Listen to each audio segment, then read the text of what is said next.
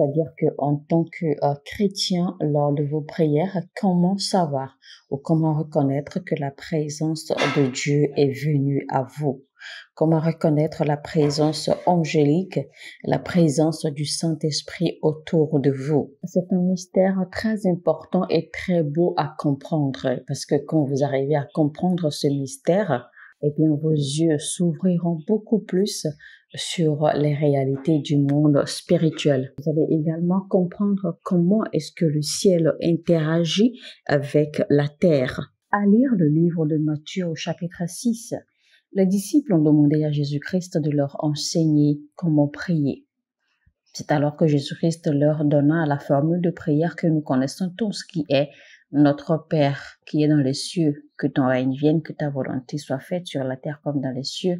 Donne-nous notre pain quotidien, pardonne-nous nos péchés comme nous pardonnons aux autres, etc., etc. » Nous connaissons tous cette prière. Et donc, il faut souligner la version qui dit « Que ta volonté soit faite sur la terre comme dans les cieux ».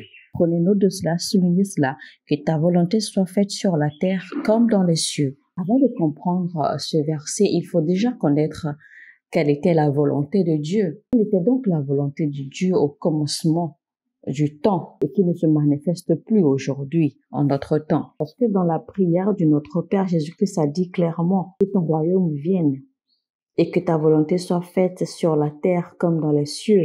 Donc il a dit que ton royaume vienne.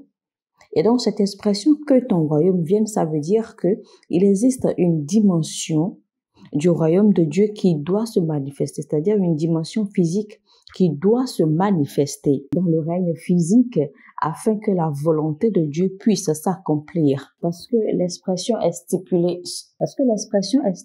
comme ceci: que ton royaume vienne et que ta volonté soit faite. Donc il faut déjà que le royaume là se manifeste physiquement pour que la volonté de Dieu puisse s'accomplir sur la terre. Alors, vous qui entendez ce message maintenant et ceux qui nous suivent en ligne également, eh bien, nous prions toujours et nous demandons, nous disons, Seigneur, je veux accomplir ta volonté. Je veux voir ta volonté s'accomplir dans ma vie. Mais il faut savoir que vous ne pouvez pas accomplir cette volonté de Dieu sans avoir vu la manifestation de ce royaume en question dont Jésus-Christ parlait. Donc, vous ne pouvez clairement pas accomplir la volonté de Dieu sans un royaume. Je sais que beaucoup sont prêts à accomplir la volonté de Dieu. Beaucoup sont prêts à suivre les instructions de Dieu. Beaucoup se disent qu'ils sont prêts, d'accord, que chaque fois que si Dieu leur donne des instructions, qu'ils sont prêts à suivre, ils sont prêts à obéir, etc. Ils sont prêts à obéir à la lettre et tout. Mais non, ce n'est pas vrai. Je vais vous dire que ce n'est pas vrai parce que ça ne se fera pas de votre propre force. Vous savez, il est facile d'imputer à la chair certaines choses. Il est facile de dire, moi, je ne fais pas ceci. Moi, je ne fais pas cela. Il est facile de dire, moi, je ne fais pas ceci. Moi, je ne fais pas cela. Je ne vis pas de telle façon. Je n'ai pas tel style de vie, etc., etc. Il est très facile de dire ces choses. Mais la réalité est autre. Car toute chose qui est faite hors de Christ est vaine. Toute chose, toute action ou tout acte qui est posé en dehors de Christ ne compte absolument pas. Je prends par exemple une anecdote. Je vais utiliser ceci pour faire une illustration. Imaginez par exemple que j'ai de l'argent. Je suis immensément riche, je suis immensément fortuné. J'ai des milliers, des milliards de dollars. Et j'utilise ma fortune, par exemple, pour nourrir les pauvres, pour nourrir les orphelins, pour prendre soin des ayants besoin dans le monde entier et tout cela.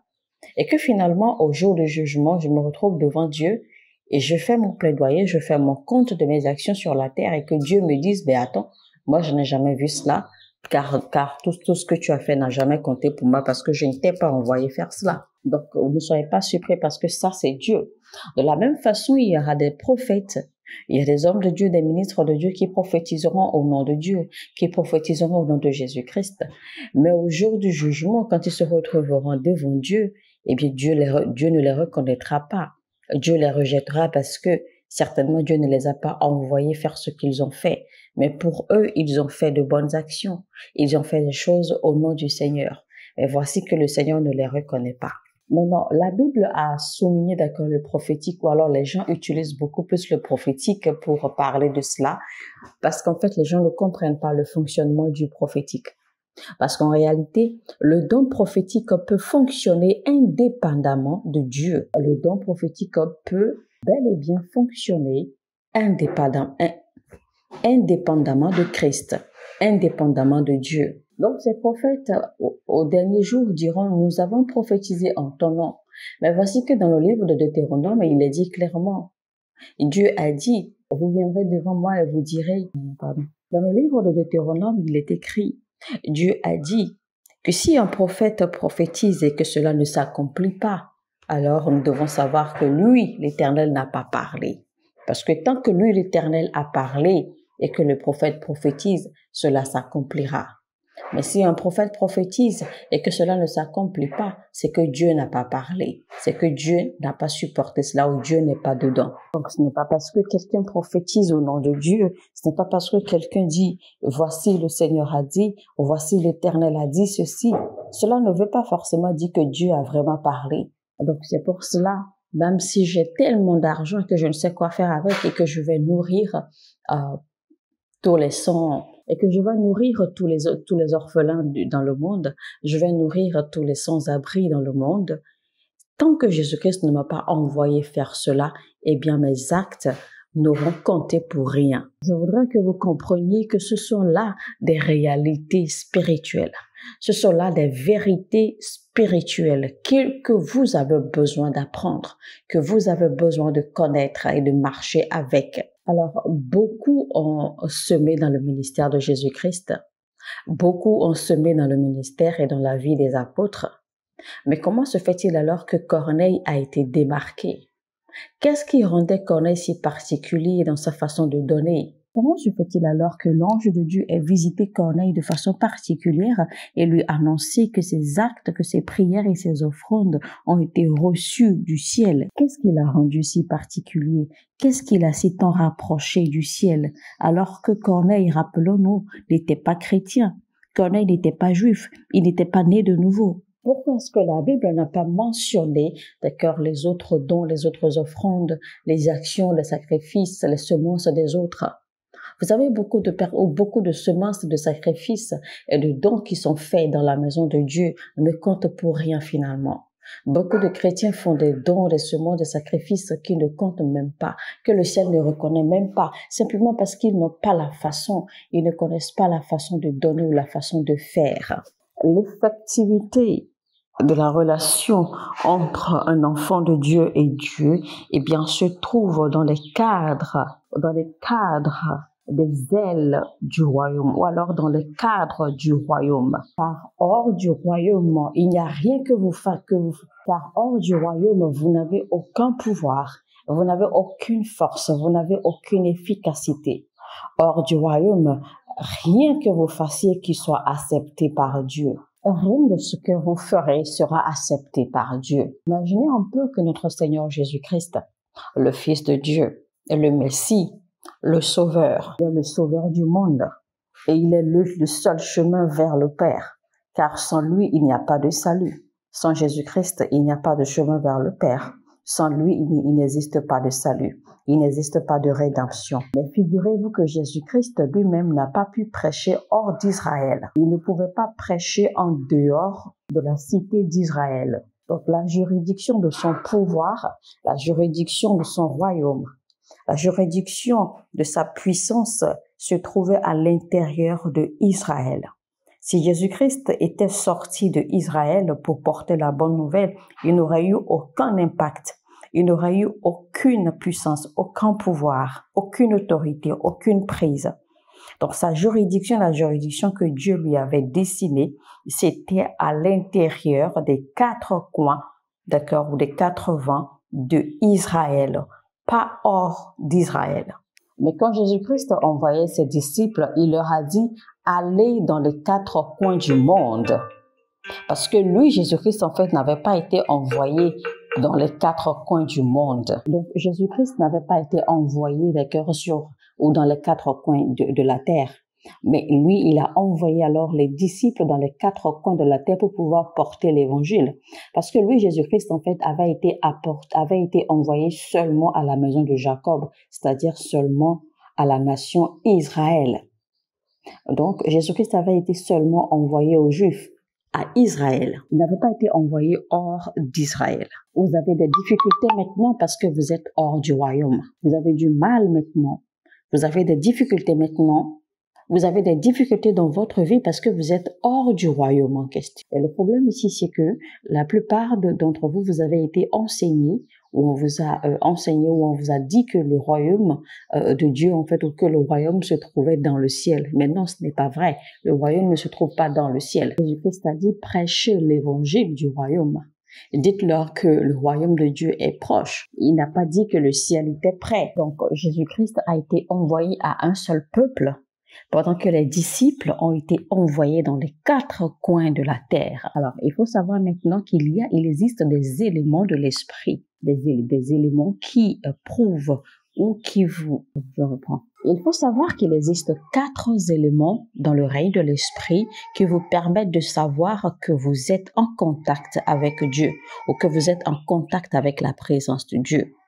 Et nous allons maintenant voir ces 4 éléments et les définir et voir leur importance et le pouvoir que ces éléments revêtent. Maintenant, vous devez comprendre que le Saint-Esprit, c'est Dieu. Quand on parle du royaume, le royaume, c'est un endroit. Et donc, quand on parle de royaume, ici, en fait, on parle de lieux, d'endroits, de régions, d'accord, et de cités qui ont été mises ensemble pour servir les objectifs de Dieu, pour servir au plan de Dieu.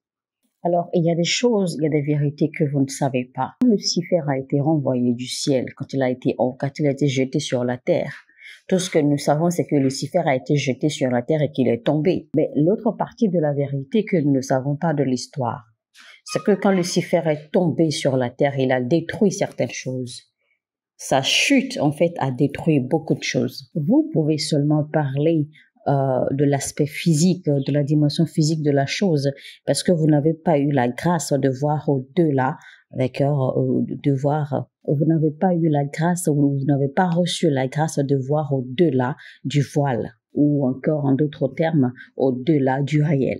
Donc, il y a certaines manifestations, ou des événements, ou des choses qui se produisent et qui vous font comprendre que vous êtes maintenant en contact du ciel ou que vous êtes maintenant en contact avec l'un des éléments du ciel. Et quand vous entrez en contact avec l'un de ces éléments du ciel, eh bien, il y a une présence de Dieu qui descend et qui repose sur vous. Et cette part de Dieu ou cette présence de Dieu repose sur vous et devient une partie de vous à cause de cette expérience que vous avez eue. Il est vrai qu'on vous a souvent enseigné de toujours avoir une expérience avec le Saint-Esprit, de toujours tout faire pour rencontrer le Saint-Esprit, ce qui est bon et ce qui est vrai, ce qui est juste à faire.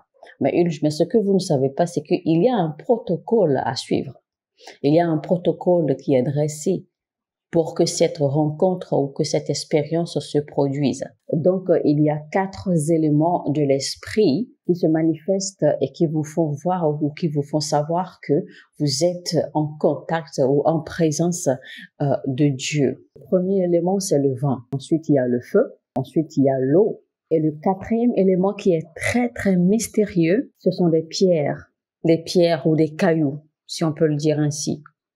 Donc, je répète les 4 éléments, le feu, l'eau, le vent et les pierres ou les cailloux. Et je dis les pierres parce que les pierres, en réalité, il y en a plusieurs.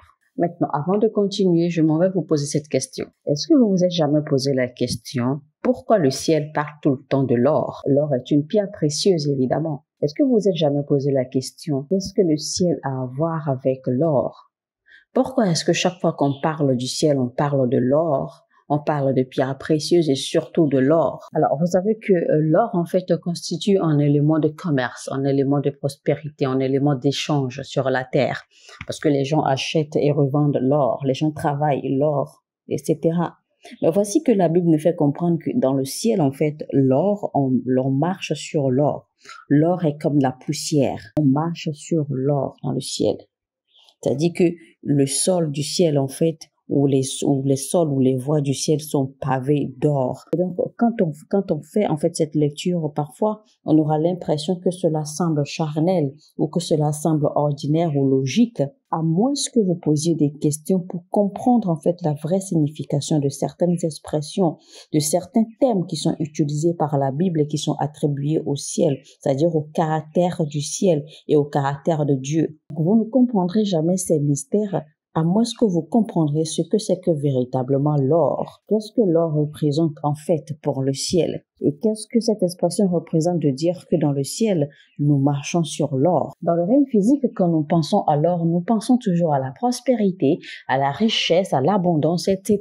Mais nous ne savons pas que l'or, en réalité, ce n'est qu'un élément du règne spirituel et qui a un impact spirituel qui est attaché. Et ceci dans le règne spirituel, dans le règne céleste. Nous allons lire rapidement un verset. Alors, Psaume 104 à partir du verset 1 qui dit « Mon âme bénit l'Éternel. L'Éternel, mon Dieu, tu es infiniment grand. Tu es revêtu d'éclat et de magnificence. Il s'enveloppe de lumière comme de manteau. Il étend les cieux comme un pavillon. Il forme avec les eaux le faîte de sa demeure. Il prend les nuées pour son char. Il s'avance sur les ailes du vent. » Alors, on va souligner ceci. Il forme avec les eaux le faîte de sa demeure, c'est-à-dire que il forme sur les eaux, ou il forme avec les eaux, ou on peut encore dire, il forme sur les eaux les fondements ou les fondations de sa demeure. Et quand la Bible parle ici de la demeure, c'est-à-dire de sa demeure, ça parle en fait de son lieu secret. La Bible dit carrément ou clairement que Dieu a établi les fondements de sa demeure, les fondements de son lieu secret sur les eaux. Savez-vous pourquoi vous faites le baptême d'eau? Vous voyez maintenant pourquoi le baptême d'eau est important. Parce qu'à travers le baptême d'eau, vous êtes transporté ou téléporté dans les fondements de la demeure de Dieu. Et les fondements de la demeure de Dieu se trouvent dans les eaux. Donc, vous passez à travers le baptême de l'eau pour pouvoir en fait avoir accès à la demeure de Dieu, c'est-à-dire au lieu secret de Dieu. C'est pour cela que Jésus-Christ a demandé, a réclamé que Jean le baptise par l'eau, parce qu'il a dit qu'il fasse le baptême de l'eau afin que lui aussi accomplisse la justice de Dieu sur la terre. Donc Jésus-Christ, notre Seigneur Jésus-Christ, le Fils de Dieu lui-même avait besoin de l'élément, l'eau, afin d'accomplir la justice de Dieu.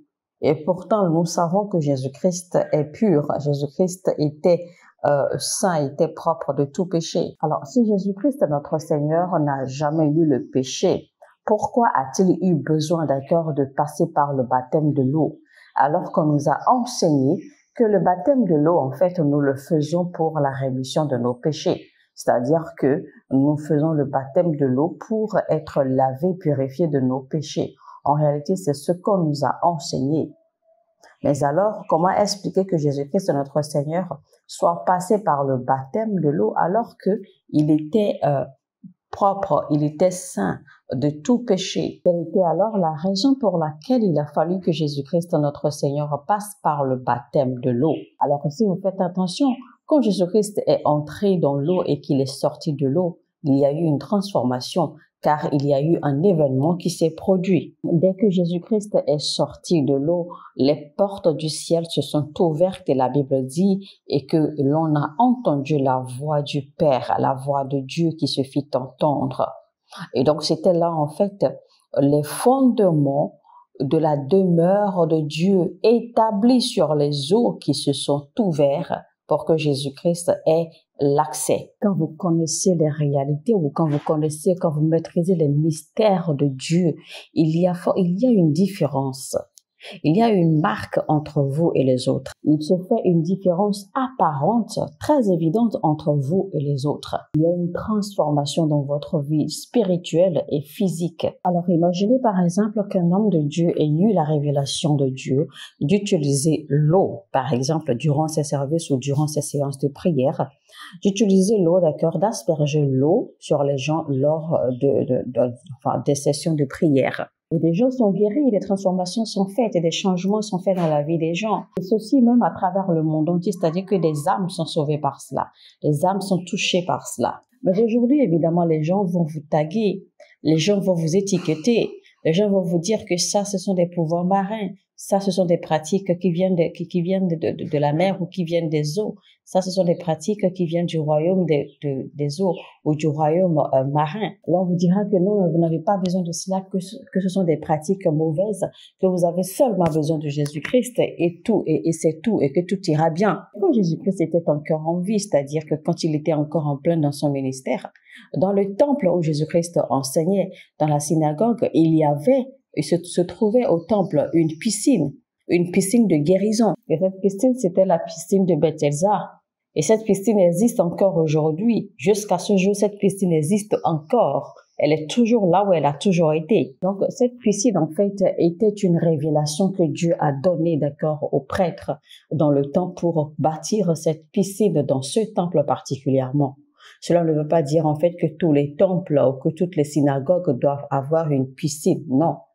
Mais cette piscine, particulièrement dans le temps, Dieu avait demandé que cette piscine que cette synagogue qu'il soit bâti cette piscine dans cette synagogue, c'est-à-dire dans ce temple, dans le but de guérir les gens. Et donc, tout le monde savait que cette piscine, tout le monde connaissait le but de la piscine.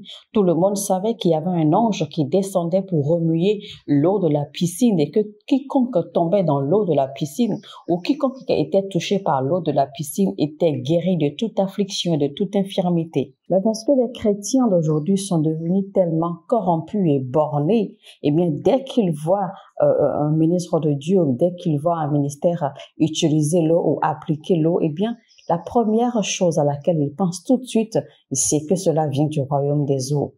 Les chrétiens appliquent cela immédiatement, attribuent cela immédiatement au royaume des eaux. Et moi, je trouve ça vraiment trop bête. Je trouve ça insensé, en fait, d'avoir une sorte de mentalité figée, comme si c'était le pouvoir ou le royaume des eaux qui avait créé les eaux, bien comme si c'était les esprits marins qui avaient créé les eaux ou qui avaient inventé l'eau. Chaque homme de Dieu, chaque ministre de Dieu qui reçoit un mandat de Dieu, reçoit également non seulement son message, mais reçoit également la révélation, d'accord, liée à son mandat, de quel élément utiliser, c'est-à-dire de sur quel élément se concentrer dans son ministère.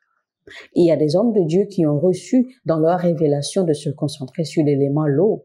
Il y en a qui ont reçu de se concentrer sur l'élément le feu. Il y en a qui ont reçu dans leur mandat de se concentrer sur l'élément peut-être le vent ou l'huile ou encore. Il y en a qui ont reçu le mandat d'utiliser l'huile d'onction. Mais ce n'est pas tous les hommes de Dieu qui ont reçu le mandat d'utiliser l'huile d'onction, par exemple. Il y a eu des hommes de Dieu très révélateurs dans le temps, mais qui n'ont pas eu dans leur mandat, dans leur révélation divine d'utiliser l'huile d'onction. Il y en a eu qui ont eu dans leur révélation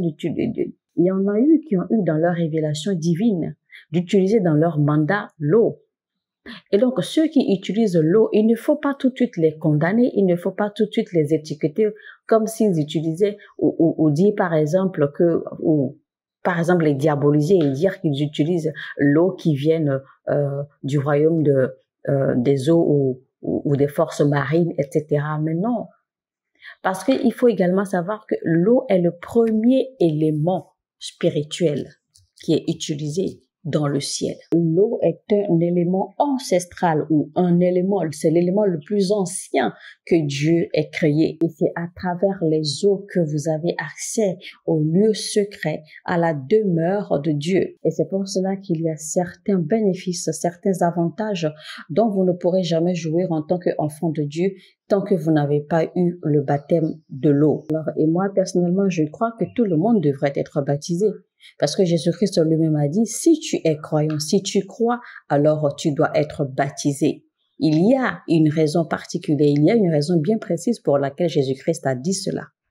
Donc, les fondements de la demeure de Dieu, du lieu secret de Dieu se trouvent dans l'élément qui est l'eau. C'est pour cela, pour être purifié par Dieu, il est nécessaire d'avoir une rencontre divine avec lui. Souvenez-vous quand Moïse préparait les Lévites pour qu'ils deviennent prêtres comme Dieu avait instruit. Il fallait que les Lévites passent par une purification de l'eau pendant 7 jours. Mais l'eau n'est pas juste un élément de purification, c'est également un élément qui vous fait entrer dans le lieu secret de Dieu. C'est un élément qui vous fait pénétrer dans la demeure de Dieu. Je ne sais pas si quelqu'un a déjà expérimenté ceci, mais imaginez par exemple que vous êtes en pleine adoration, c'est-à-dire que vous êtes concentré chez vous, vous êtes en train d'adorer Dieu tranquillement, vous êtes vraiment profondément investi là-dedans et soudainement, vous commencez à ressentir des gouttes d'eau qui vous tombent dessus. Vous avez l'impression, vous êtes tellement étonné que vous regardez partout, vous cherchez à voir s'il pleuvait ou si l'eau tombait de quelque part. Mais vous sentez simplement qu'il y a des gouttes d'eau qui vous tombent dessus de nulle part. Mais il faut juste savoir que vous êtes entré ainsi, vous avez ainsi eu accès, d'accord, au fondement, c'est-à-dire au lieu secret de Dieu. Vous avez ainsi eu accès à la demeure de Dieu. Parce que vous n'avez pas cette connaissance, parce que vous n'avez pas cette révélation, eh bien, vous n'avez pas su comment renforcer cela pour demeurer dans cette dimension. Alors qu'en temps normal, quand vous arrivez, quand un portail spirituel s'ouvre dans la dimension de Dieu pour vous, votre but normalement est de tout faire pour y demeurer et de grandir à partir de là et non d'en sortir. Mais le problème que nous avons souvent, c'est que la plupart d'entre nous, nous avons toujours des expériences spirituelles. Nous avons des événements spirituels. Nous avons des portails spirituels qui s'ouvrent dans la dimension de Dieu pour nous.